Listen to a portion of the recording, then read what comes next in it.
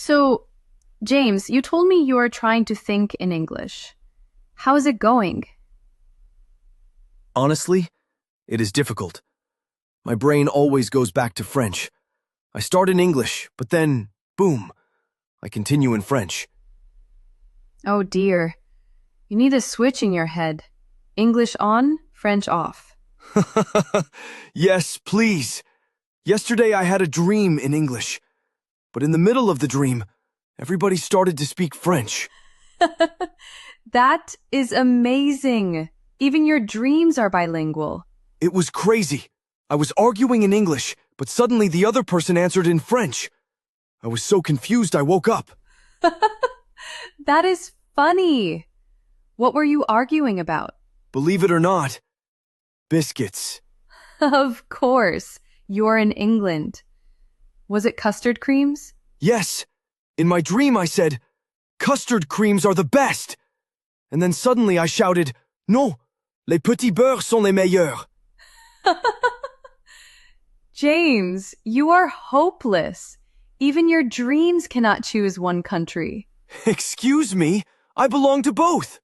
I am international. Internationally confused. You know what is the hardest part? Talking to myself in English. Oh, your inner voice? Yes, I tried to argue with myself in English, but I lost the argument. No surprise.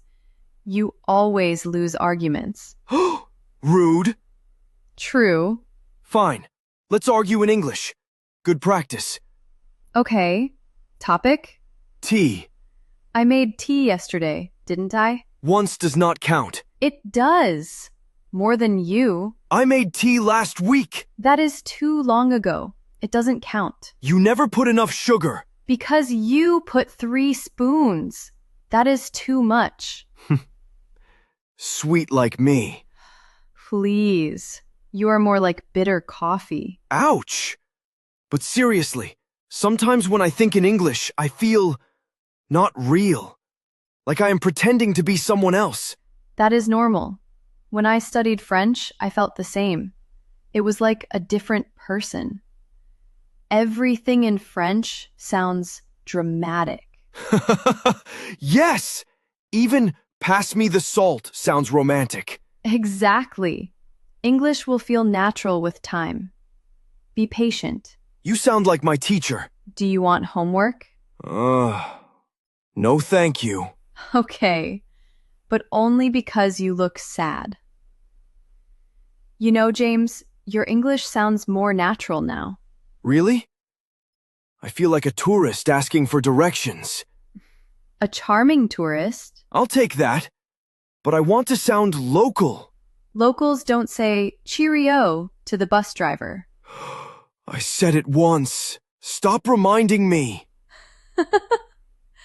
I will remind you forever.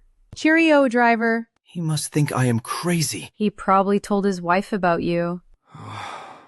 Great. Now I am famous. Infamous. That's it. I will only speak French now. No, stay in English. It is actually cute when you try. Cute. Only cute? Not impressive. Maybe when your accent is better. Challenge accepted. Good. Now order me another tea. In English. Fine. But only because you are bossy. And don't forget it. What we learned. Thinking in English over tea in London. This little scene between Emma and James is more than just a funny conversation.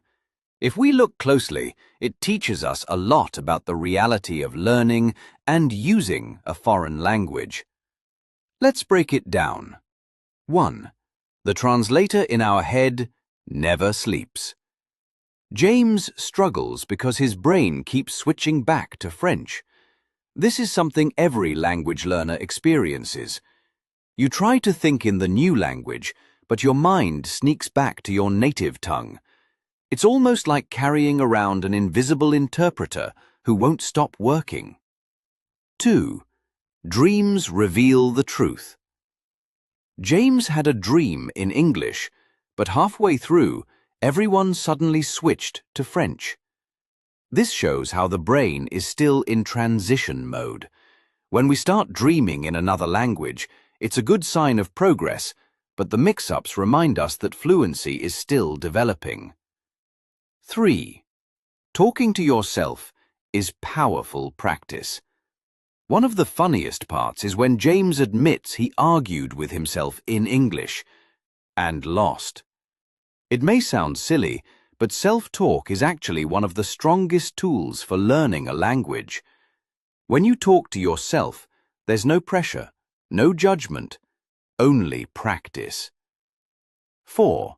Language creates a new personality. James says that speaking English feels unreal, like he's pretending to be someone else. This is very common. Each language we speak gives us a slightly different personality. Emma even jokes that French makes everything sound dramatic. In other words, learning a new language also means discovering a new version of yourself.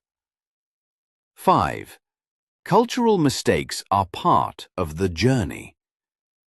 Emma keeps teasing James about saying Cheerio to a bus driver. Mistakes like this happen to every learner. They might sound outdated, too formal, or just unusual. But here's the truth. People usually find these mistakes charming, not annoying. In fact, they often become funny little stories that make you memorable. Final thought.